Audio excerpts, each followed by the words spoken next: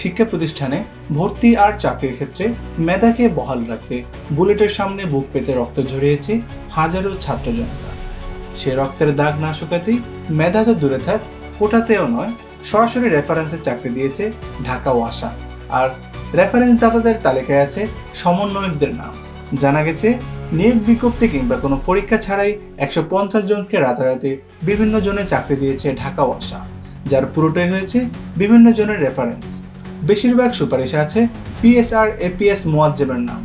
বাদ পড়েননি বৈষম্য বিরোধী ছাত্র আন্দোলনের সমন্বয়করাও। 6 জনকে নিয়োগ দেওয়া হয়েছে সমন্বয়ক তৌহিদের সুপারিশে। সমন্বয়ক নুসরাত তাবাসসুম ও নাজমুলের নামও আছে রেফারেন্স দাতাদের তালিকায়। চাকরিপ্রাপ্তদের সঙ্গে কথা বলতে ওয়াসার জোন 6 প্রবেশ করতে গেলে দেশের বেসরকারি একটি টিভি চ্যানেল নিরাপত্তা রক্ষীদের বাধার মুখে পড়ে। এক পর্যায়ে প্রবেশের অনুমতি মিললেও মেনে নেই চাকরিপ্রাপ্তদের সঙ্গে কথা বলার অনুমোদন। তালিকা ধরে মোবাইল ফোনে কথা বলার সময় রেফারেন্স দাতা সমন্বয়কদের নাম বলতেই কল কেটে দেন বেশিরভাগ নিয়োগপ্রাপ্ত। তবে সুপারিশ দাতার তালিকায় নাম দেখে অবাক সমন্বয়ক তৌহিদ। তার দাবি, এমন কোনো সুপারিশ করা হয়নি সমন্বয়কদের পক্ষ থেকে। এই ঘটনায় প্রশ্ন উঠছে, তাহলে কি সমন্বয়ক আর পিএস-এপিএসদের রেফারেন্সের আড়ালে ফায়দা লুটছে খোদ ওয়াসাই? এ বিষয়ে ওয়াসা সচিব মশিউর রহমানের দাবি, সবকিছু করেছেন ওয়াসা এমডি, তিনি শুধু স্বাক্ষর করেছেন।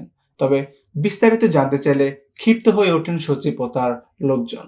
যদিও ঢাকা ওয়াসা আজ বিভিন্ন গণমাধ্যমে বিজ্ঞপ্তি দিয়ে জানিয়ে দিয়েছে বিষয়টি সম্পূর্ণ ভিত্তিহীন।